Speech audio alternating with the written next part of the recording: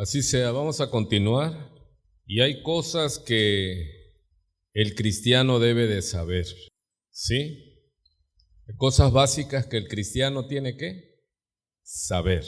Pero como sabemos que el saber no basta, también se dice hay cosas que el cristiano debe hacer, porque saber y no hacer es edificar sobre la arena.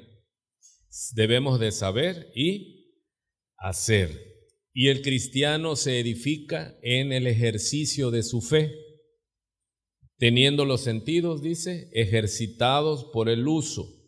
Así que nosotros estamos en esta iglesia, en esta obra, pero el mandato no solo es a saber, sino hacer, lo que conocemos como guardar. Guardar es cumplir. Guardador, les decían guardadores de la ley, que es cumplidores de la ley, hacedores de la palabra. Y esto es importante que no caiga en algo trillado, ¿sí? Hablando de cuando se está rastrillando el campo algo, sino que verdaderamente pensemos bien, amada familia, que tenemos que hacer. No basta con saber, es necesario saber porque así se comienza, pero tenemos que hacernos diligentes en la práctica de nuestra fe. Y es lo que en los estudios se llama teología aplicada. ¿Qué es la teología aplicada? Eso, el estudio de Dios, de lo que Dios reveló, pero la otra palabra, aplicada, es la que declara exactamente qué se espera de nosotros. Ya hay una imagen de la Biblia, y esta palabra, ¿sí?, que se usa en las escuelas bíblicas, en los seminarios, y es de estar allí, hermanos, es de estar allí repasando y remarcando la importancia de saber y hacer. Esto es lo que de continuo, y tenemos que estar enseñando, pero primero enseñarnos a nosotros. Sabemos que lo que el cristiano debe de hacer, el Hijo de Dios, diligente, es oración. ¿Cuántos saben que debemos orar al Padre? ¿Cuántos sabemos sin duda que nuestro Dios escucha el clamor, la necesidad de su pueblo? Pero que no nos quedemos en el conocimiento de un Dios bueno, de un Dios de misericordia, de un Dios todopoderoso, de un Dios que escucha cuando le pedimos conforme a lo que Él quiere, a su voluntad. Y cuando estamos conscientes de que nuestro Dios, sus ojos atalayan toda la tierra, miran toda la tierra. Nada está oculto, dice Hebreos 4:12, delante de los ojos de aquel a quien hemos de dar cuenta. Y eso es muy importante remarcarlo. Delante de los ojos de aquel, ¿quién es? Dios. Pero ¿qué más dice la palabra? A quien habemos de dar cuenta. ¿Qué significa que tenemos que dar cuenta? Responder por cada acto que hicimos, buenos y malos. Nuestro Dios es así, y a Él nada se le puede ocultar ni engañar, todo está desnudo delante de Él. Es muy importante entonces, pero así como estamos seguros de que Dios nos ve, de que Dios nos oye y que Él inclina su oído a nuestro clamor, a nuestras peticiones, a nuestras necesidades, pero eso hermoso que por el Espíritu Santo ha sido revelado en las Escrituras y ya lo sabemos, tenemos que orar. ¿Cuáles son de las cosas que el cristiano debe de hacer? Quiero aprender algo nuevo. Orando se aprenden cosas nuevas. Porque entonces Dios te ilumina a ti. Él te habla a ti en la oración. La oración es comunicación. La oración, a veces hay cosas que damos ya por hecho. No es que tienes que orar para que Dios te responda, para que Dios arregle tal o cual situación. Es correcto, Él es el Padre misericordioso, es el Dios bueno, pero hay más acerca de la oración y es conocerlo a Él. Oración es tiempo, es compañerismo con Dios. ¿Cuántos se acuerdan que hemos estado usando el texto de Jeremías 9:23? Que dice que no nos debemos regocijarnos, alabarnos en nuestra sabiduría. No debemos regocijarnos, alabarnos, gloriarnos en nuestra valentía. Dice que tampoco debemos alabarnos, enorgullecernos, gloriarnos de nuestras riquezas, en las riquezas. Si alguien se tiene que sentir orgulloso, es en entenderlo y conocerlo. Recuerde que aunque son dos verbos sinónimos, son diferentes. Entenderlo y conocerlo. Hay gente que conocemos, pero no entendemos. Así que es necesario llegar a un nivel más profundo. Usted y yo tenemos amistades con las cuales tenemos un nivel de comunicación un poco más profundo. Hay algunas otras amistades que son más superficiales y hay relaciones como el hombre y la mujer que se hacen uno, que pasamos a tener un conocimiento más profundo. Y se espera, hermano, que conozcamos a través de la oración, del compañerismo con Dios. Amado, mire qué hermoso. Orar es caminar con Dios, es platicar con Dios, es deleitarnos en su presencia, pedirle, no necesariamente. La oración no solo es petición. ¿Cómo pongo el ejemplo? ¿Cómo se sentiría usted como padre que su hijo solo se acercara para dame? Qué deleitoso es cuando tu hijo se acerque y usted ya así mal acostumbrado diga, ¿qué quieres? No, quiero estar contigo, quiero platicar, quiero disfrutarte.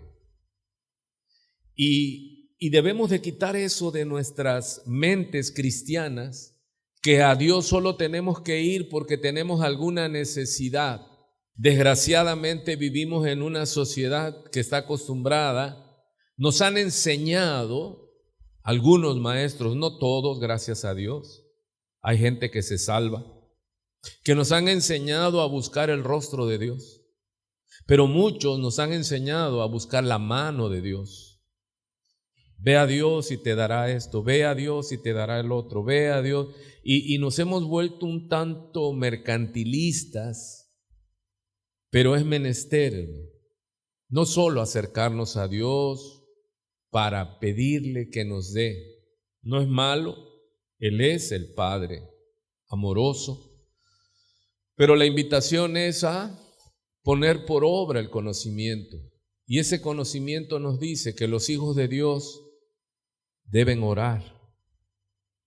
Una de las cosas que el cristiano debe hacer es oración. De ahí parte todo, conocerlo. En la medida que nosotros conocemos a Dios, muchas mentiras van a ser derribadas. Mucha artimaña de nuestro enemigo será puesta al descubierto. Porque cuando nos acercamos a Dios y le conocemos a Él por experiencia, no solo por la doctrina, sino ¿por qué? ¿Cuántos pueden decir, yo conozco a Dios, hablo con Él? Y a veces me callo para escucharlo hablar. Habla, que tu siervo oye. Ese consejo se lo dio ¿quién a quién? El sacerdote, ¿cómo se llama? Samuel. Sí soy. Se lo dio el sacerdote Elías a Samuel. Porque Samuel era un muchacho. Su mamá, Ana, no podía tener hijos. Y ella oró a Dios y Dios se lo concedió. Y ella le dijo que si le concedía un hijo, porque ella no podía tener, que ella después de que lo destetara, se lo iba a devolver, se lo iba a entregar a él. Aleluya. Y él lo llevó, y Samuel desde pequeño servía a Dios en el templo. Y una noche dice que acostado oyó que le hablaban. Y él pensó que era el sacerdote Elí, y fue, y Elí ya estaba viejo, dice la escritura, y tampoco entendió. Dice, no, yo no te hablé, ya duérmete. 3 veces tuvo que ir Samuel a Elí, y entonces Elí entendió. ¿Elí estaba afinado o ya estaba desafinado? ¿Usted cómo está, hermano? ¿Está joven? ¿O ya es cristiano, ya viejo, que ya como que ya ya está embotado? Embotado quiere decir perdió el filo. Y ya la tercera, Elí dice, no, si el que le está hablando al muchacho es Dios. Y mira el consejo que le dio. No desechemos a los sacerdotes cuando ya están viejos, hermano, porque algo les queda. ¿Y qué consejo le dio a Samuel? Cuando te vuelvan a hablar, cuando escuchen, tú di, habla, Señor, porque tu siervo escucha. Amado, ¿usted tiene tiempo para escuchar a Dios? ¿O su oración es tan rápida? Yo les contaba que siendo joven, cuando el Señor me alcanzó, empecé a experimentar, porque yo no oraba, yo no sabía ni rezar, nada sabía yo.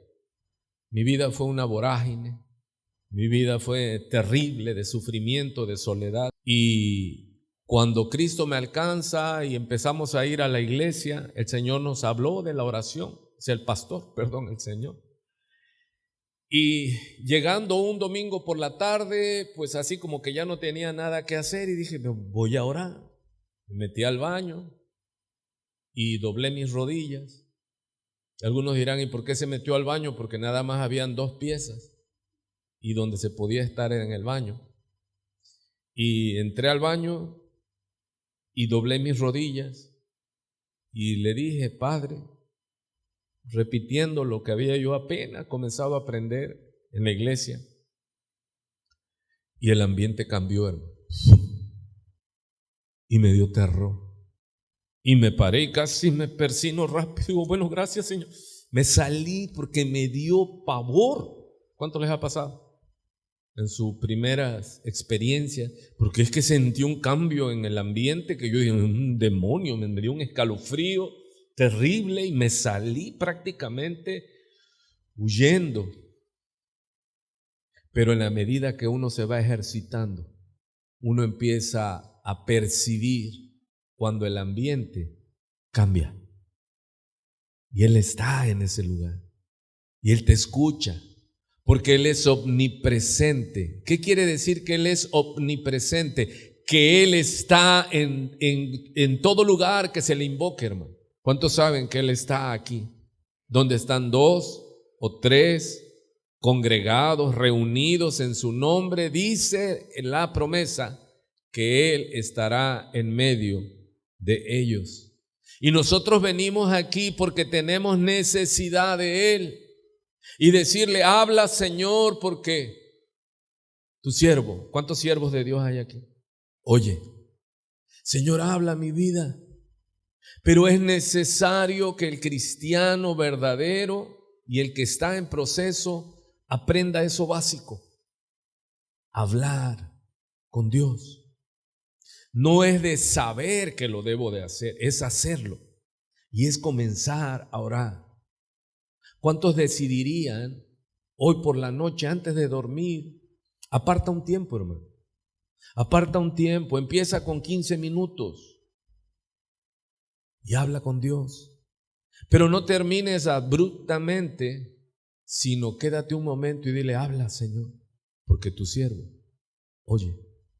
Y que tú puedas recibir eso tan hermoso. Nuestro Dios habla, hermano, y habla al corazón.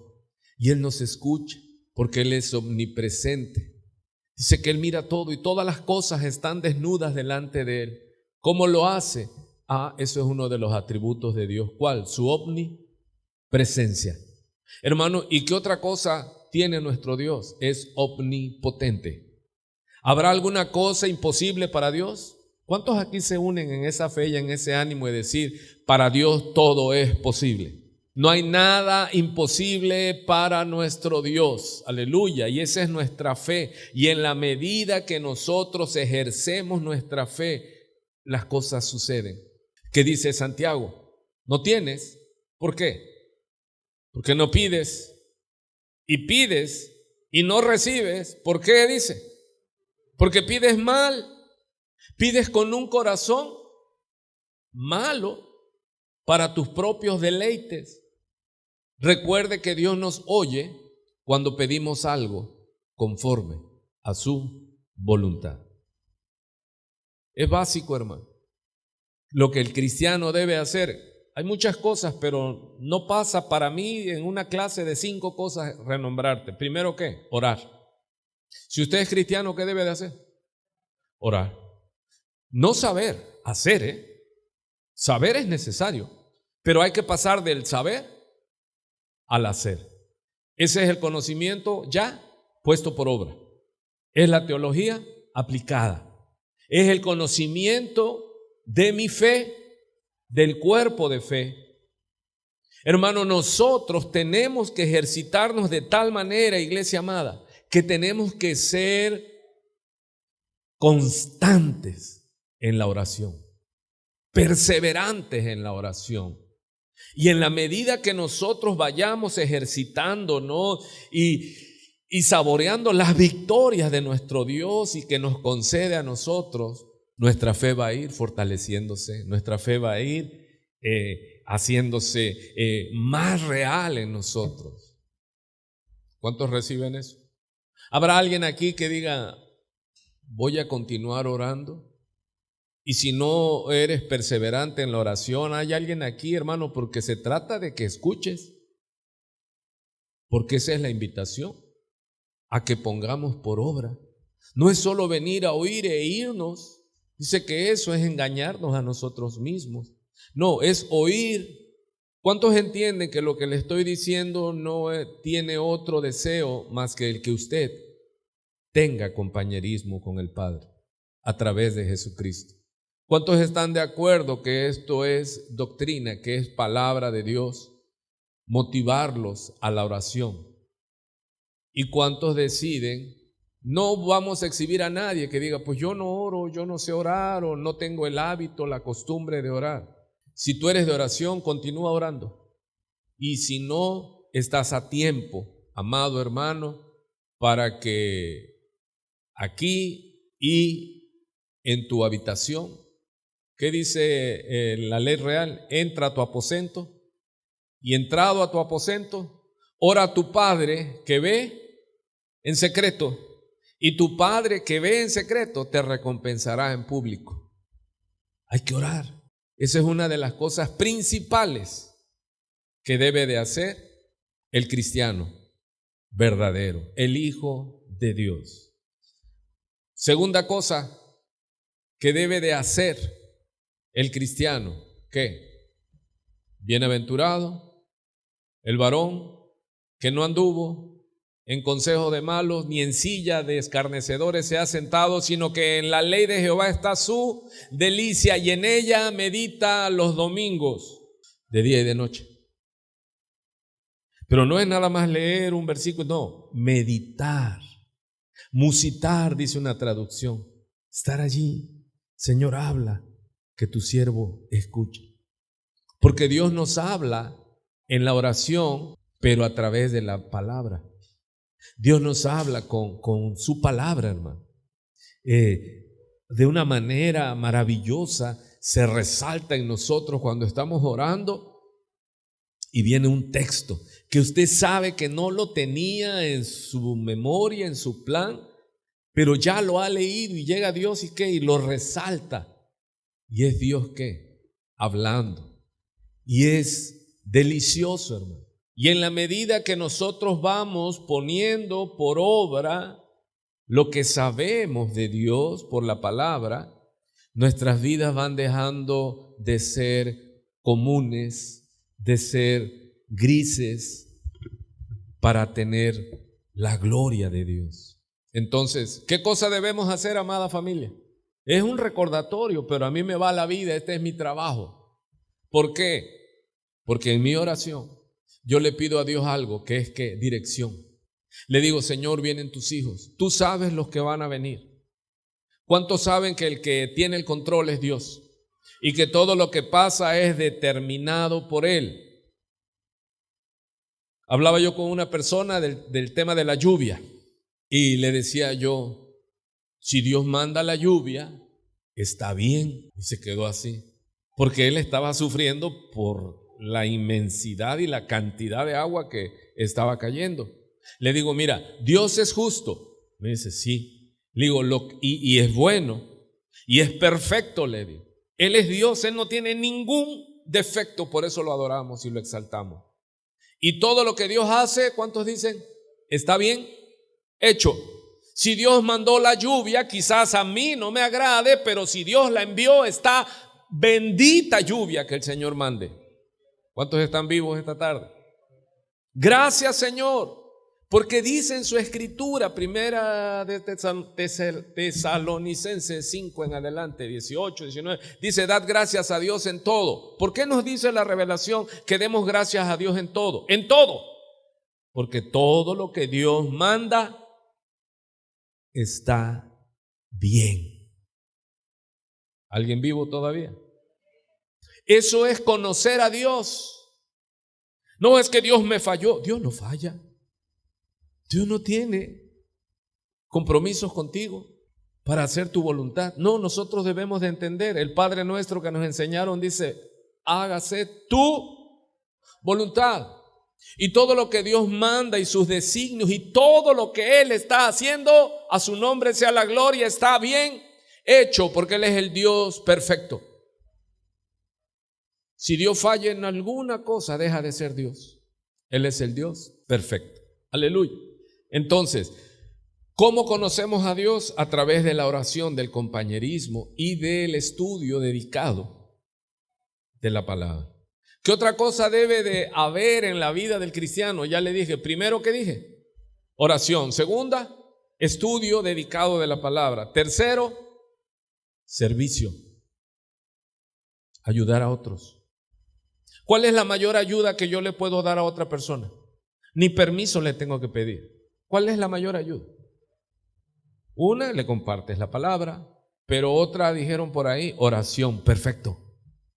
Hay gente que me dice, no, yo no quiero saber de Dios, no me compartas el evangelio del cielo, pero tú no puedes evitar que yo le ruegue a Dios por ti. Aleluya. Hermano, ¿alguien te puede evitar eso? No. Es más, le digo, es muy probable que ni permiso nos pidieron y oraron por nosotros, y por eso estamos nosotros en el camino que estamos. Alguien nos vio, fue movido a misericordia y le dijo, Dios, mire ese pobre muchacho, ¿cómo va? Mire esa pobre muchacha, etcétera. Alguien le habló a Dios de nosotros.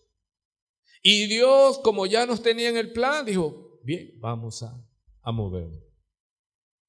Me preguntan también, pastor, ¿de qué sirve orar si Dios va a hacer lo que Él quiera?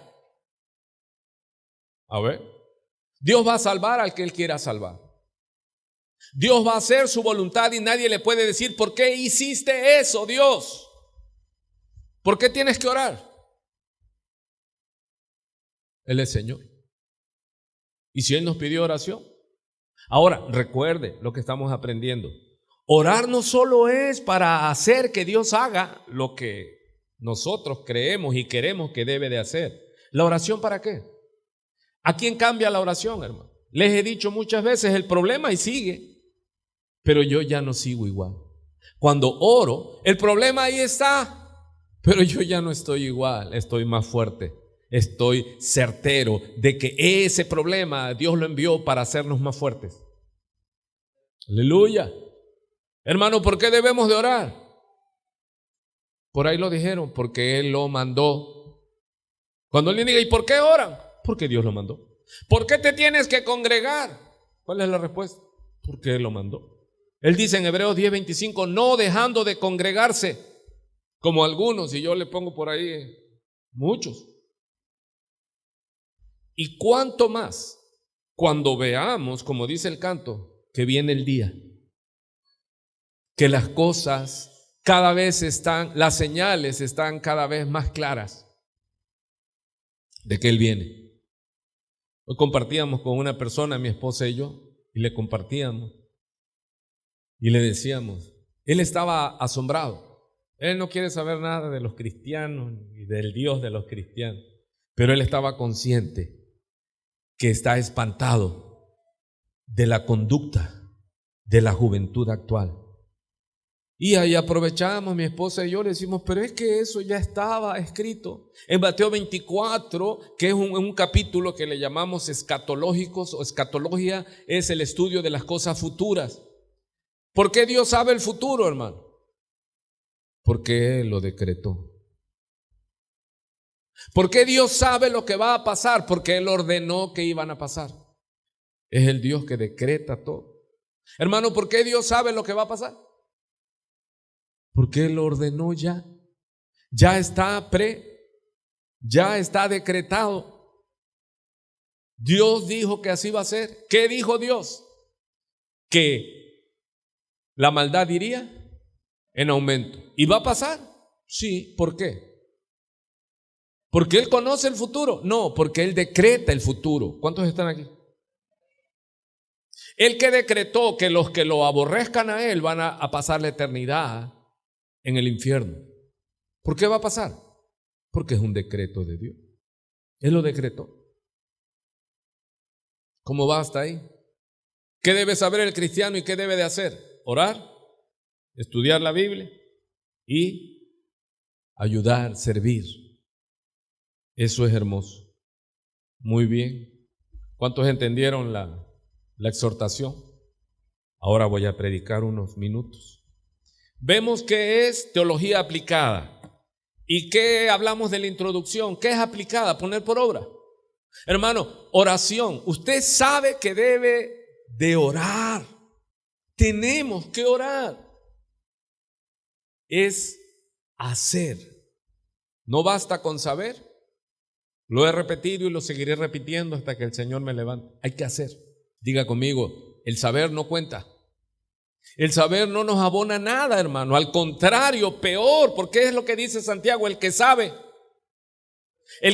que debe de orar y no ora, dígame algo, dígame un adjetivo.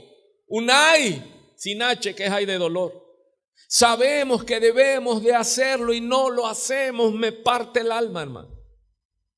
Saber hacer lo bueno es mayor condenación. Todavía la llevan mejor el que no sabe que nosotros. Por eso dice la Escritura, no os hagáis maestros muchos de vosotros sabiendo que recibiréis mayor condenación.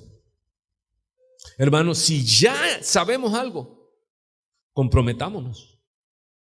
Pidámosle a Dios, porque para eso está el Espíritu Santo, para convencernos, para guiarnos a toda verdad y para darnos la fuerza para hacer la voluntad de nuestro Dios. ¿Y quién es nuestro maestro y al que nosotros seguimos? Se llama Jesús. Y Jesús, nuestro Señor, dice, bástele al discípulo ser como su maestro. Y dice Lucas 6:40, creo, no 6:40, dice, y después de ser perfeccionado, el discípulo será como su maestro. Y yo le he dicho muchas veces, cheque quién es su maestro, porque la regla es que usted va a ser como su maestro. Y si su maestro soy yo, pobre de usted, porque su maestro y nuestro maestro se llama Jesús el Nazareno. Así que yo, ¿qué debo buscar en la Biblia? A Jesús, como es Jesús. Y vemos entonces lo que vaya abriendo su Biblia. Hoy vamos a estar en Juan. El Evangelio según San Juan, el discípulo amado. Hermosa carta apostólica del apóstol Juan. Es menester hablar un poco del contexto. ¿Cuántos se recuerdan que es Mateo, Marcos y Lucas? Y a esas tres cartas se le llama los evangelios sinópticos. ¿Qué significa? Ya lo hemos enseñado, pero hay que repetirlo y repetirlo. ¿Qué significa que Mateo, Marcos y Lucas son evangelios sinópticos? Se escribieron primero. Sinópticos es desde una misma óptica. O sea, Mateo, Marcos y Lucas escriben desde una misma perspectiva y son muy similares y salen en el mismo tiempo. Pero como estaba tomando fuerza una doctrina que estaba atentando contra la deidad de Cristo, fíjense, la iglesia vio esa problemática que estaba tomando fuerza, ¿qué es lo que reconoce el mundo? Lo más que te logran decir de Jesús, los que no aman a Jesús, los enemigos de Jesús, pero ya disfrazados, dicen, no, Él es un buen hombre. No, Jesús, un magnífico profeta. Pero no pueden decir que Él es Dios en la carne. Eso los mata, eso los atraganta, eso los envenena. Y lo más que te conceden es que no, sí, es un iluminado. No, Jesús. Pero no aceptan que solo Él es el camino para llegar al Padre. Que solo a Él se le dio el dar vida eterna y condenación eterna. Él es el camino, hermano. Si estás en Cristo, si tienes al Hijo, ¿qué dice en Juan? Tienes la vida. Si no tienes al Hijo, la ira del Padre, la ira de Dios está sobre ti. Así que Jesús no es un profeta. Jesús no es un buen hombre. Jesús es Dios. Aleluya. Entonces Juan escribe su evangelio. ¿Y cuál es su propósito, su énfasis? Que Jesús es Dios. Y ahí es donde encontramos los yo soy de Jesús. Es lo que usted va a encontrar en el evangelio de Juan. Que Jesús, él escribe Juan y él dijo que yo soy el buen pastor. ¿Cuántos ven el Salmo 23? ¿Y qué dice el Salmo 23? Jehová es mí, y por cuanto Jehová es mi pastor, ¿qué es lo que concluimos? Nada me faltará. ¿Cuándo? ¿Qué es ese nada me faltará? Hoy es miércoles 12 de octubre, día de la raza. Hoy, nada me faltará. ¿Y si mañana amanecemos? ¿Cuántos saben que nuestro Dios es poderoso? Que Él es el dueño de todo, hermano. Y que Él alimenta a las aves. Y Él suple a todos. Y si Él cuida de las aves, cuidará también de mí. Aleluya. Y cuando usted conoce a Dios, usted descansa en Dios. No en una religión, sino usted tiene el conocimiento de quién es el Padre. ¿Y sabe qué? No solo es el Padre, sino ahora es nuestro Padre. Mirad cuál amor nos ha dado el Padre para habernos hecho sus hijos. Nosotros somos hijos de Dios. Wow, ¿eso dónde? ¿Cómo? Esa es la doctrina. Somos hijos de Dios. Si nosotros siendo padres y siendo malos, nosotros procuramos. ¿Por qué a veces nos afanamos? Porque nuestros hijos, ¿qué van a comer? ¿Qué van a vestir? ¿Cómo se va a pagar la colegiatura? O no, para eso, no es cuando dicen, ¿por qué el papá y la mamá empiezan ya a afligirse cuando se casan y tienen hijos? ¿Qué es su preocupación? Sus hijos, que coman, que vistan, que tengan los recursos para crecer en bien en sus vidas. Nos esforzamos. ¿Y qué dice el Señor Jesús? Si ustedes siendo malos sabéis dar buenas dádivas a vuestros hijos, ¿qué dice? Cuanto más el Padre que da por hecho es bueno, dará buenas cosas a los que se lo pidan. Hermano, Él es mi pastor. Nada me faltará. Y mañana, nada me faltará. Él guarda mi entrada y mi salida, hermano. Él me cuida. Él sabe de qué tengo necesidad. ¿Cuántos lo creen? Si no, hay que predicarle el evangelio de nuevo. Si usted no cree esta bendición tan hermosa. Entonces, vemos que el propósito básico del evangelio según San Juan es: Él es Dios. Jesús es Dios. Aleluya. Jesús es Dios. y a Él adoramos y a Él cantamos. Dice que cuando el Padre lo introduce en el mundo, ¿qué dijo? Adórenle. Todos estamos para adorarlo. Ok, ahora quiero llevarte al capítulo que vamos a estar viendo en este tiempo que llevamos. En el Evangelio según San Juan, capítulo 17, vemos algo impresionante, hermano. A Jesús orando. ¿Cuántos recuerdan que en Lucas 11 dice que le preguntaron a Jesús en Lucas 11 porque lo vieron orar y uno de sus discípulos le dijo: Señor, enséñanos a orar así como Juan el Bautista enseña a sus discípulos. Una de las cosas que debemos enseñarle a nuestros hijos, a nuestros discípulos, esos que son ya mentores, en la práctica de la enseñanza, hay que orar con ellos para que ellos aprendan a orar. ¿Cómo es que debo yo orar? Primero debo adorar a Dios. O sea, ese es un modelo, si usted lo quiere tomar. Entro con adoración. Luego le confieso. ¿Por qué? Porque cuando yo hablo que Él es el alto y sublime, también sale a flote que yo soy polvo. ¿A qué es lo que dice en la oración? Acuérdate de nosotros, acuérdate de mí que soy ¿qué? Hermano, ¿a dónde iremos más abajo del polvo? Acuérdate de mí porque ten misericordia de mí, Señor, porque soy polvo. Le dice, acuérdate que soy polvo. O sea, es la humillación completa. Y al que se humilla, Dios lo exalta. No, ¿cómo vas a decir que eres polvo? Pues somos del polvo. ¿A dónde más? Mira, aún los musulmanes, hermano, hay que conocer la historia y decir, bueno, ellos ¿por qué pegan su frente en el piso? Porque ellos dicen que no hay lugar más bajo ya.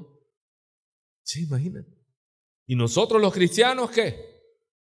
No nos doblamos, hermano, estamos parados allí. O sentados, que es peor. Tenemos que ejercitar las rodillas y humillarnos. Porque Él es el Todopoderoso, Él es el alto y sublime. Y ellos vieron orar a Jesús. No dice cómo estaba. Y cuando Él iba al huerto de Getsemaní, que era su costumbre, Él doblaba sus rodillas. Y tan es así que cuando quisieron atraparlo, ellos sabían a dónde iba, porque Él tenía una costumbre. ¿Cuál es tu costumbre? Por ejemplo, los miércoles, si alguien te anda buscando y preguntan por ti y tu familia y los conocidos, ¿qué van a decir? ¿Qué día es hoy? Miércoles. ¿Qué horas son? Son 7:30. Ve a Jiquilpan 15, ahí está, ahí lo encuentras. O si es domingo, ya saben dónde nos encontramos. Igual así como era su costumbre. Debemos tener buenos hábitos. Cristianismo es quitar los malos hábitos y poner buenos hábitos. Entonces, uno de sus discípulos, al ver a Jesús orando, le dijo: Señor, enséñanos a orar como Juan enseñaba a sus discípulos. Y el Señor les dice: ustedes pues cuando oréis, oraréis así: Padre nuestro que estás en los cielos, ¿qué más dice? Santificado sea tu nombre, venga a nosotros tu reino, hágase, Señor, tu voluntad en los cielos como en la tierra. Y luego pedían ¿qué? Y el pan nuestro de cada día, dánoslo hoy. Mire, hermanos, cada que comemos es una oración respondida.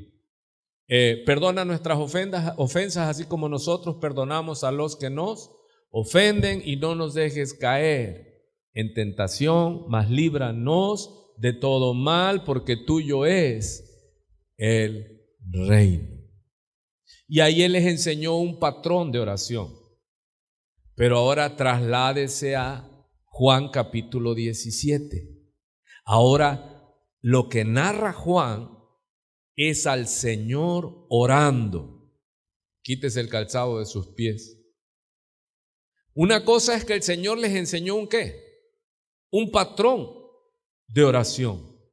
No es que debían de orar exactamente el Padre Nuestro y luego se tradujo en una tradición que entre más Padres Nuestros reces, ores, digas, mayor hay aceptación de parte de Dios. No, lo que Dios dijo es un patrón.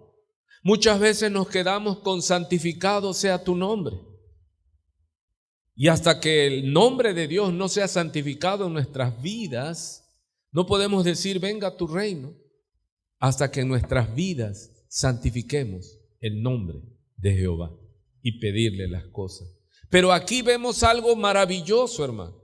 Vemos a los discípulos y ahora por el Espíritu Santo y por la palabra, ve a Jesús. Dice el verso 1, estas cosas habló Jesús, ¿sí? Él dice en el verso 33, estas cosas os he hablado, del verso capítulo 16, porque está comenzando con lo que dijo, resumiendo en el verso 33. ¿Cuántos tienen subrayado ese verso 33? Dice el Señor, estas cosas le dice a sus discípulos y a quién más. ¿Cuántos son discípulos del Señor? ¿Cuántos están oyendo y decir, oye que tu siervo, habla que tu siervo, oye? Hermano, esa es la aplicación del estudio bíblico de la palabra. Es entender que no solo se lo dijo a sus discípulos, sino que la palabra es viva, Hebreos 4:12, y eficaz. ¿Y a quién le está hablando Dios ahora, en este santo momento, en este lugar que hemos orado y apartado para que la presencia de Dios esté? ¿A quién le está dirigida esta palabra? ¿Cuántos entienden? ¿Cuántos entienden la aplicación? Hermano, si lo leemos como cualquiera, sin reverencia, como una carta más, ok, Jesús se lo dijo a sus discípulos. Pero si entendemos por el Espíritu que esta palabra cobra vida y que esta palabra Dios la está hablando a mi vida y tengo que tomarla para mi vida. Dice el Señor en el verso 33, pudiéramos continuar, pero no me va a dar tiempo de entrar en más. Estas cosas os he hablado, nos dice el Señor, para que en mí tengáis paz. ¿Cuántos reciben? Y mira lo que el Señor nos dice. En el mundo, en este sistema, tendremos aflicción, pero confiad. Yo he vencido al mundo. Yo he vencido este sistema. Muchas veces en las iglesias, hermano, se da lo que es la consejería, que está intoxicada, permeada de psicología, de manipulación mental. Y vemos que pululan ahora los psiquiatras, los psicólogos, pero ahora ¿cómo se ponen de apellido? Cristianos. Y son no, es que aparte de ser cristiano, de ser pastor, es psicólogo. Y a como nosotros nos matan a papelazos cuando dan los diplomas y todo eso, no, es que es pastor y aparte es que psicólogo, mentalista, gurú. Y empezamos a ver en la iglesia que cuando tienes un problema, ¿con quién te manda el pastor? No, mira, ve con fulano, porque él aparte de ser pastor es psicólogo. O de plano abiertamente nos mandan con el loquero, dice, nos mandan con el psicólogo, no, porque para él ya no hay. Hermano, si Dios no puede resolverte el problema, entonces el Dios que predicamos no es el Dios de la gloria, el Dios de la Biblia. ¿Por qué mandamos a la gente con los psicólogos? ¿Por qué no les enseñamos a la gente la palabra? ¿Sabe por qué? Porque ha habido un cambio tan diabólico que lo que ocupa el primer lugar ahora en la iglesia son las personas y no Dios. Para que una persona resuelva sus problemas, hay que mostrarle al Padre, hay que mostrarle a Dios. Porque su problema es su desobediencia. ¿Por qué está infestado de 1001 derrotas? ¿Por qué está infectado de demonios 1000? Porque es desobediente a los mandatos divinos. Tu problema se llama tu rebelión, tu pecado. ¿Y cómo lo arreglas? ¿Yéndote con los psicólogos? No. Le dice Pablo a Timoteo, cuídate de la tal llamada ciencia, de la tal llamada. Y perdóname si le piso el callo a muchos y algunos están estudiando psicología y psiquiatría. Dice que es una falsa ciencia. Perdóname. Pero estás a tiempo si quieres de cambiarte de carrera. Pero eso y los horóscopos es lo mismo. No es ciencia. Es que hay que conocer la mente. ¿Quién conoce la mente? Nuestro Creador. ¿Cuál es la problemática de las personas en la iglesia? Su rebelión, su desobediencia, por desconocimiento del Padre. Si yo comprendo que debo vivir para la gloria, para agradar a Dios, mi camino se enmienda. Dejo la rebelión, dejo el pecado, dejo los vicios. Cuando yo entendí que mi problema no era el alcohol, que mi problema no era la rebelión, que mi problema no era todo, que mi problema se llamaba pecado, no es error, no es que tiene un déficit, no. El problema, su nombre es pecado. ¿Necesitamos enviarlos con los psicólogos? No. Necesitamos que los hermanos aquí entiendan que usted tiene la capacidad dada por Dios para alentar a alguien que esté mal. Ni siquiera enviarlo conmigo, hermano, porque usted es tan capaz como cualquiera. Si usted conoce al Padre y conoce las instrucciones bíblicas, no necesitamos que esté el comité de consejería, no, hermano. Necesitamos cristianos que sean ejemplo y que le digan a la persona: yo también estaba como tú, hasta que entendí que toda mi conducta era contraria al mandato del Dios eterno. Me empalmé, me alineé. ¿Qué psicólogo? Y Pablo le dice en el primer siglo, le dice a Timoteo: ten cuidado de la tal llamada ciencia, filosofía. ¿Y las iglesias están llenas de qué? Mentalistas, psicología, manipulación mental. Porque lo que debe regir nuestras vidas, amados, no son nuestras emociones, sino es la Escritura. El día que tú pones el carro adelante de los caballos, es que la emoción es la que va a guiar tu vida. Tú estás en un serio predicamento. Hermano, si tú eres conducido por tu emoción, ¿qué va a pasar contigo? ¿Vas a ser un cristiano qué? Depresivo, derrotado, sin esperanza. Pero no es la emoción, no es el sentimiento lo que va a conducir mi vida. ¿Es qué? El conocimiento de Dios. Si yo sé que Él es libertador, ¿por qué estoy esclavo? Cristo es mi libertador y estás esclavo de pecado, entonces nada más eres un periquito cristiano que repite las cosas. Porque no tenemos paz, porque nos amoldamos a los rudimentos del mundo. Y el único que da la paz, que sobrepasa todo entendimiento, porque la paz del mundo es de afuera hacia adentro, y la paz que Dios nos da es del Espíritu Santo. Mas el fruto del Espíritu Santo es amor, gozo, paz. Aleluya. ¿Por qué tienes paz?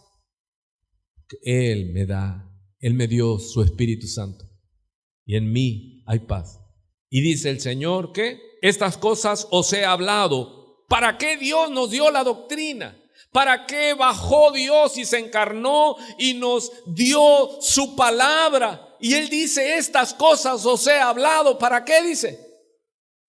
Hermano, ¿qué es despreciar a Jesús? Despreciar su palabra. Él dice: para que en mí, oh Dios, para que en mí, dice el Señor. Y te está hablando a ti.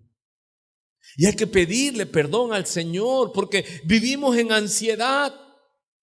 Y el cristiano no puede dormir, tiene insomnio, le brinca el ojo, le brinca la mano, es que tengo que ir a un psicólogo. ¿Y qué le da el psicólogo? ¿Qué le da el psiquiatra? ¿Qué le da el loquero? ¿Le da qué? Ansiolíticos. Y al rato ya anda todo zombie. ¿Cómo estás? Tranquilo, paz, amor. Un zombie. Amado, para que en mí. ¿Cuántos están aquí? Y si no tenemos paz es porque no tenemos fe, porque no creemos. Y me he vuelto dependiente de lo externo. Amado, usted es templo del Espíritu Santo. El Espíritu Santo está en usted. Usted debe tener como fruto el gozo, el amor primero. De ahí en segundo lugar, gozo. En tercer lugar, ¿qué aparece? Paz. Aleluya. ¿Por qué no tiene paz? Qué fuerte que te responda. Porque no tienes fe. ¿Por qué no tienes paz? Porque no tienes fe. ¿Por qué estás así? Porque no le crees a Jesús. ¿Por qué no tienes fe? Porque no le crees a Jesús. Jesús, tu Señor, Jesús, el Rey de Reyes, el Rey de Gloria, el Rey de paz, dice en mí, y Él ha hablado, dice estas cosas os he hablado. ¿Cuáles? La doctrina. ¿Quién es Él? ¿Qué es lo que iba a hacer? ¿Qué hizo Él? Murió por ti, para que tú tuvieses victoria y tuvieses perdón y tuvieses la vida eterna. ¿Eso no te da paz? Si Él está con nosotros, ¿quién puede? ¿Quién puede contra nosotros? Nadie. Y Él dice, estas cosas os he hablado. ¿Cuáles? Lee el Evangelio, Juan, la obra de Jesús, hasta el capítulo 16. Y Él empieza a aplicar. Él empieza a entrar en una conclusión. Y Él dice, todo esto que les he hablado es para producir en ustedes ¿qué? Paz. Hermanos, ¿por qué es tan importante la paz? 366 veces aparece en la Santa Escritura, no temas. ¿Por qué Jesús llega y te dice no temas? Porque tenemos ese temor, ese miedo. Dice que aquel que teme no ha sido perfeccionado, porque el perfecto, aleluya, amor de Dios echa fuera el temor. No tienes que andar buscando ayuda en otro lado. Jesús es nuestro Salvador. Él nos libra. ¿Y Él qué te dice? Que estas cosas nos ha hablado. ¿A cuántos les está hablando el Señor? Para que en Él, ¿en quién? Se llama Jesús. Y Jesús dice con sus labios benditos, en Él tendremos paz. ¿Puede sonreír así? Decir, tengo paz. ¿Y qué dice Romanos 8? Que ¿por qué debemos tener paz? Porque estamos en las manos de Jesús y en las manos del Padre. ¿Y qué es lo que cantamos muchas veces y no lo sabemos de memoria y decimos aleluya? Ni la vida, ni la muerte, ni lo alto, lo profundo. ¿O no lo cantamos? Hermano, ¿por qué temeré si Él es mi luz y mi salvación? ¿De qué he de atemorizarme? Tenemos paz para con Dios. Estas cosas os he hablado para que en mí tengáis paz. Y estamos hablando, ¿cuál es nuestro título del estudio? ¿Teología qué? Aplícala por el amor de Dios. Te puedo llenar los años que nos falten de doctrina y doctrina y doctrina y secarme aquí y tú vivir en esclavitud, estando cerca pero no dentro del reino. Amado, empieza a poner por obra. ¿Y qué es poner por obra? Creerle al Señor. Y ni siquiera he entrado al capítulo en cuestión porque me quedé con ¿qué? Si nosotros tomamos esta palabra que el Señor nos está hablando, dice, para que en mí tengáis paz. Se lo está diciendo el pastor. ¿Cuántos oyen él? Que esto que Jesús les dice a sus discípulos y a todos los que iban a oír y a todos los que hemos estado oyendo, y hoy 12 de octubre del 2022 su palabra está viva y Él te dice, para que en mí tengas paz, para que en mí tengas paz. Y lo remarca, dice, en el mundo. ¿Qué es lo que el mundo nos depara? ¿Qué es lo que viene sobre el mundo? Y va a ser aflicción de alma. Oímos de guerras, rumores de guerras, viene hambre, las noticias de que invaden, hermano, que ya comienza la tercera guerra mundial y esto, y vemos la maldad y vemos la locura, pero nosotros debemos de tener. El mundo ¿qué da? Aflicción. Pero ¿qué dice tu Señor si es tu Señor? que en Él. Hermano, y si usted no tiene paz, usted entonces no le está creyendo y dice, llamaremos mentiroso a Dios. En el mundo tendréis aflicción. ¿Oye usted aflicción? Presión, traduce del hebreo. En el mundo tendremos ¿qué? Presión. Hay gente que va con el médico y le dice, doctor, siento que el corazón se me sale. ¿Y por qué? Porque es que ya me llegó la renta, ya me llegó esto, ya me llegó el otro y no tengo dinero. En el mundo tendremos ¿qué? Aflicción, porque el mundo se mueve mercantilmente. Decía un letrero, una camioneta, iba yo rumbo al mercado y atrás decía así, yo hasta me quedé viendo. Y decía, no soy el dueño del mundo. Y yo dije, me llamó la atención. Pero más pequeño decía, pero mi papá sí. Y yo me quedé así en shock y yo digo, wow, sí, es verdad. Y eso te da ánimo, o no le da ánimo a usted la palabra. ¿Cuántos dicen, yo no soy el dueño del mundo? Pero mi papá sí. ¿Y si él es el dueño? Hermano, nos faltará algo. En el mundo tendréis aflicción. Qué tremendo. ¿Sabe cómo se traduce también? Opresión. ¿Cómo sientes cuando viene la angustia? ¿Cuántos dicen, es que no puedo respirar? Tienes presión. ¿Quién ejerce la presión? Dios. Jesús está diciendo, ¿quién?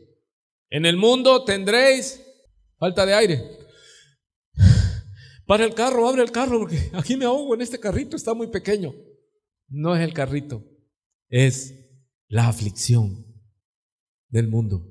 ¿Qué te desvela? La rebelión de tu hijo, de tu hija, de tu cónyuge. Eso es lo que te mata. Pero ¿en quién tienes que descansar? En mí tendréis paz. Él ha vencido al mundo. No tenga temor. Hasta los demonios huyen. Puede oír usted sus pezuñas corriendo. Angustia. Imagínese esta palabra.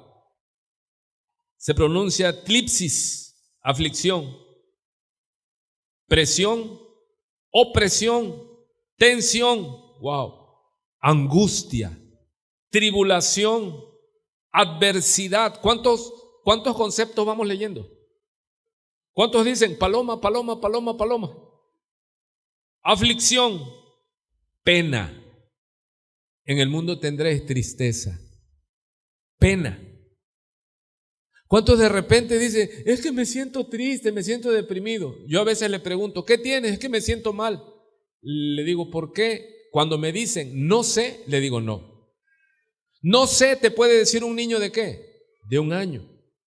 Tú tienes que checarle la temperatura, verle su gargantita, su amígdala. Y es válido que un crío te diga ¿qué? ¿Por qué te sientes mal? No sé. Pero alguien de 15 años en el evangelio y de repente esté así. Y tú llegas y le digas, ¿qué tienes? ¿Por qué estás así? No sé. No, eso no es válido. Sí tienes que saber por qué. Mire, ¿qué más dice? Pena, aflicción, adversidad. Wow. Qué tremenda es esta definición. Iniciar, dice, a ejercer una gran presión sobre algo que está suelto, sin sujetar. Una prensa equivale a una prensa espiritual.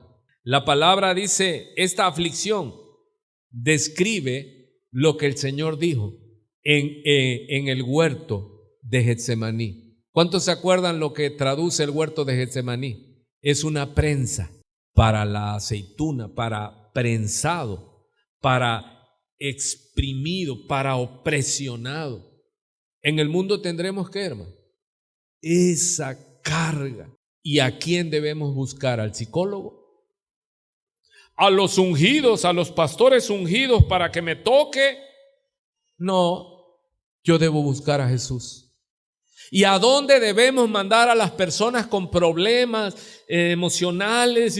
¿A dónde? ¿Al psicólogo? ¿Con un fuera demonio? No, si usted sabe, usted debe enviarlo ¿a quién? A Jesús, porque en Él está la paz. Aleluya. Pero confiad. En el mundo tenemos ese gran problema, pero el Señor te dice, pero confiad, yo he vencido al mundo. ¿Cuántos dicen amén? ¿Cuántos dicen amén? Amado, no corra al medicamento, no corra, hay alguien que me diga una palabra bonita, algo. No, hermano, vaya a Jesús, puesto los ojos en Jesús. Después de que Él les dice esto, dice Juan, estas cosas habló Jesús. Y mira lo que hace después de decir eso. Imagínense a sus discípulos allí, después de lo que les dijo. Porque ellos cómo estaban ya las cosas se comenzaban a poner difíciles. Cuando Él empezó en su ministerio, Él era el hombre que lo seguían las multitudes. Él levantaba muertos, sanaba, daba vista a los ciegos, oído a los sordos, y todos querían tocarlo y estar con Él. Pero ya cuando se empezó a levantar, hermano, Jesús no dijo porque Él estaba cómodamente, sin presión. No, ya toda la maquinaria demoníaca ya estaba, ya había sido echada a andar. Y Él sabía que se estaba todo orquestando para llevarlo a la cruz del Calvario. Él sabía.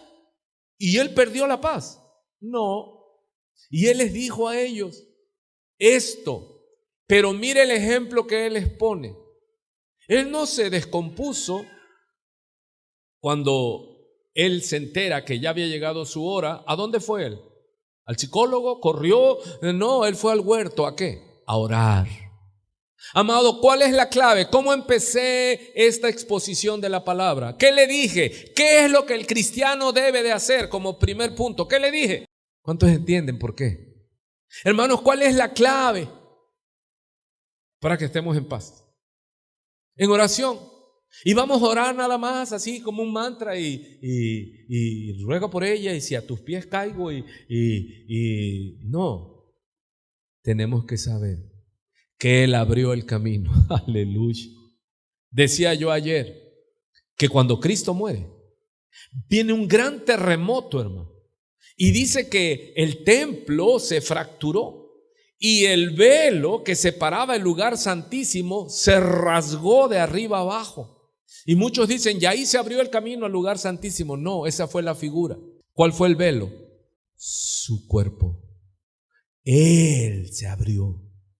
Él dijo, Él había dicho, yo soy el camino.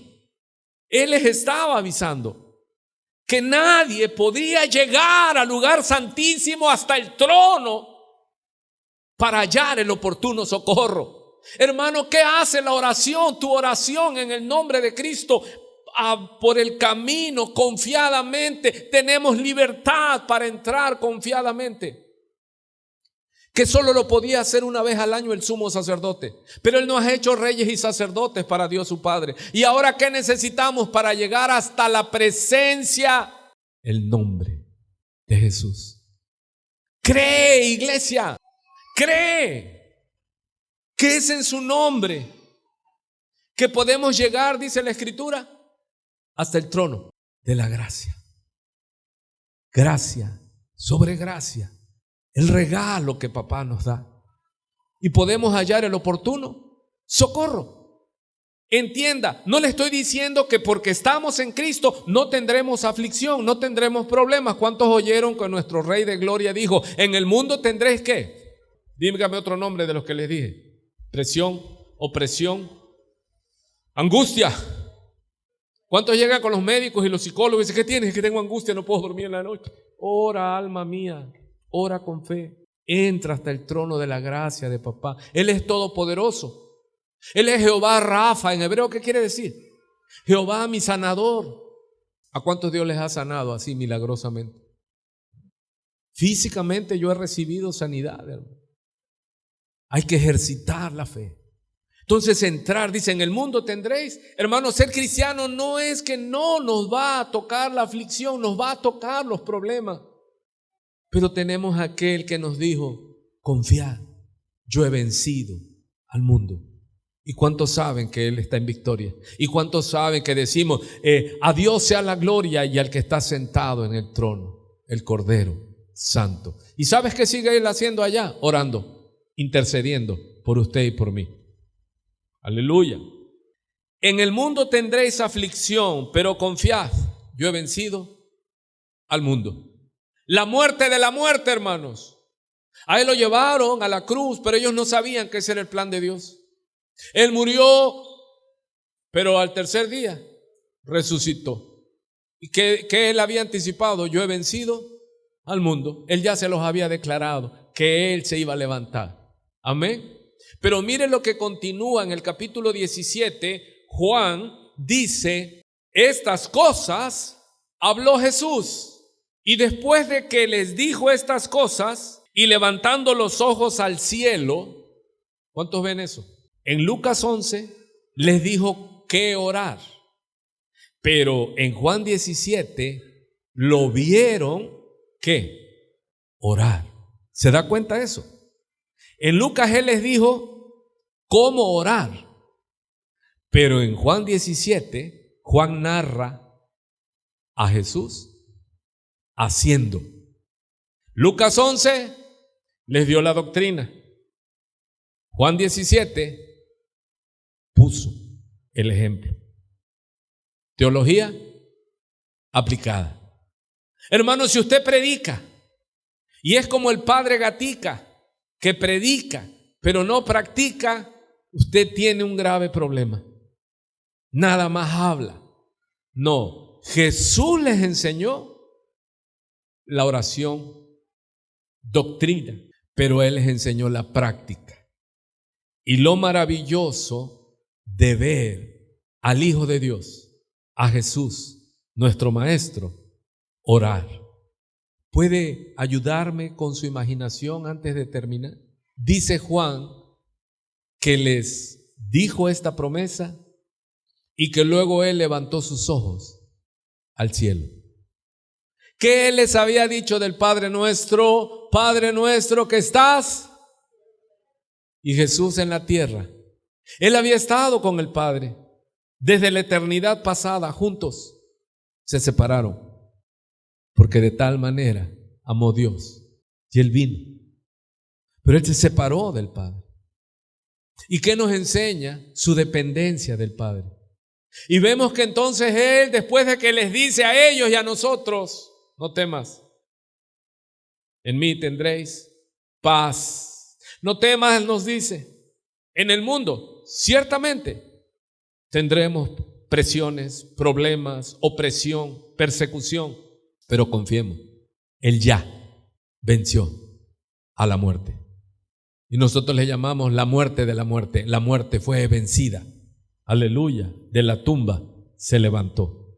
Y luego Juan lo ve después de eso. Ayúdame con tu mente.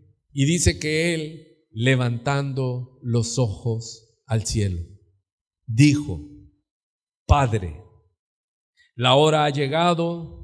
Glorifica a tu Hijo para que también tu Hijo te glorifique a ti, como le has dado potestad sobre toda carne, para que dé vida eterna a todos los que le diste. Y esta es la vida eterna, que te conozcan a ti, el único Dios verdadero, y a Jesucristo, a quien has enviado. A su nombre sea la gloria. Amado, ¿qué oró nuestro amado Jesús? Que guardara a los que el Padre le había dado. ¿Sabe que usted antes de la fundación del mundo el Padre lo vio con Jesús? Usted ya había sido dado con Jesús. Eso va a ser otra plática. Pero quiero que escuche que Él le dice que a Él fue el que se le dio el poder sobre toda carne, para que dé vida eterna a todos los que le diste. Y Él dice, ¿cuál es la vida eterna? ¿Cuál es la vida abundante? Estar con el Padre, con el Hijo y con el Espíritu Santo, con el Dios Trino. Estar con Él. ¿Pero qué es la vida eterna? Dijo Jesús. Y esta es la vida eterna, que te conozcan a ti, el único Dios verdadero, y a Jesucristo, a quien has enviado. Amados, no basta con saber. La teología aplicada es poner por obra. Que no nos vayamos de aquí sin conocerlo a Él. ¿Y cómo es que lo vamos a conocer? Pasando tiempo con Él, escudriñando la palabra. No se limite usted que el martes oye un poco de Biblia, el martes en la tarde otro poco, el miércoles otro poco, el domingo otro poco. No, que sea nuestra pasión, que sea nuestro gozo pasar tiempo con Él. Hermanos, dejemos de solamente leer la Biblia y conocer de Él en los cultos. Que sea nuestra vida, que sea nuestro alimento, nuestro sustento, nuestro respirar, conocerlo a Él. Es mi deseo, hermano, que usted y yo crezcamos en la gracia y en el conocimiento. Puede ponerse en sus pies. Vamos a orar. ¿Cuántos oyeron? ¿Alguien cree que la palabra de nuestro Dios es viva? Que es certera, hermano. ¿Quién es el que sabe cómo está y cuál es la condición de su rebaño? Él. Yo le digo, Espíritu Santo, yo voy, pero habla y dirígeme. ¿Y cuántos oyeron que hablamos de la oración? ¿Y cuántos oyeron que hablamos que qué debe producirnos en la oración? Su presencia trae paz. Hermano, que en estos tiempos tan difíciles es cuando más necesitamos ¿qué? La paz de Dios. El Señor dijo: en el mundo tendréis aflicción, pero por la misma palabra sabemos que esa aflicción del mundo, que esa opresión del mundo cada vez se hace más fuerte. Pero no debemos debilitarnos, sino nosotros fortalecernos aún más en el Señor. Y esto se logra a través de vidas de oración, de vidas de clamor, de conocimiento, por la práctica de nuestra fe. Es poner por obra toda la teología, todo lo que el Señor ha hablado a nuestras vidas a través de cada reunión, a través de cada lectura. Señor, aumentanos. Señor, haznos desear los tiempos contigo. Danos hambre y sed de ti. Señor, enséñanos a orar y provoca tu iglesia, porque es lo que tú hoy nos mandaste, a buscar tu rostro, tu palabra, a ser ministrados por tu santa presencia. Te necesito, oh Dios. Ayúdanos, Señor. La maldad ha aumentado. La maquinaria del diablo está gruñendo contra nosotros. Nos maldice. Desean nuestro mal. Pero en ti confiamos, Señor. En tus promesas, en tus decretos, en que tú eres grande y poderoso y que nos amas y que nos dices que no tengamos temor, sino que tengamos tu paz. Señor, derrama tu presencia y que tu perfecto amor eche fuera todo temor, toda angustia, toda opresión, todas amenazas. Enséñanos a confiar. Señor, perdónanos si hemos dudado. Perdónanos, Señor, si nos ha flaqueado las fuerzas, si hemos disminuido, Señor, en la fe. Perdónanos. Ven sobre nosotros. Señor, que no busquemos cosas externas, paliativos, sino que te busquemos a ti, Señor. Padre, mira cuánta necesidad hay en esta tierra. Cuánta necesidad hay, Señor. Y oramos y te pedimos, Señor, que nos fortalezcas. Señor, que las palabras, que las cosas que ha hablado tu Hijo, nuestro amado, Señor Jesucristo. No se pierdan, no se echen en un saco roto. Y que aprendamos que así como Él rogó por nosotros, Padre, nosotros también podamos servir a los que están en necesidad. Iglesia, no dejemos de orar, de servir, porque las cosas que el cristiano necesita saber y hacer es orar. Orar por nosotros, que no falte nuestra fe, que Dios nos alumbre, nos ilumine, nos dé nuevas enseñanzas personales para poder servir a otros y amar a otros y servir a otros a través de la oración, del clamor, de la intercesión. Señor, perdónanos cuando no sufrimos, cuando no clamamos por los necesitados. Gracias porque es nuestro Señor, el cual te pidió por sus discípulos y por nosotros que nos guardes de este mundo. Cuando tú dices que no ruegas que los quites del mundo, sino que nos guardes del mundo. Y sabemos que eres tú, Señor, el que nos santificas en tu palabra, en tu verdad.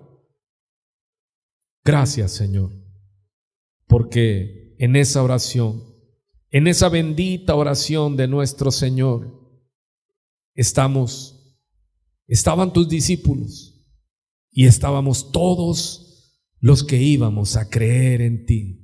Gracias damos por el Cordero que fue inmolado por nosotros. Padre, gracias. Te suplicamos que nos sigas fortaleciendo.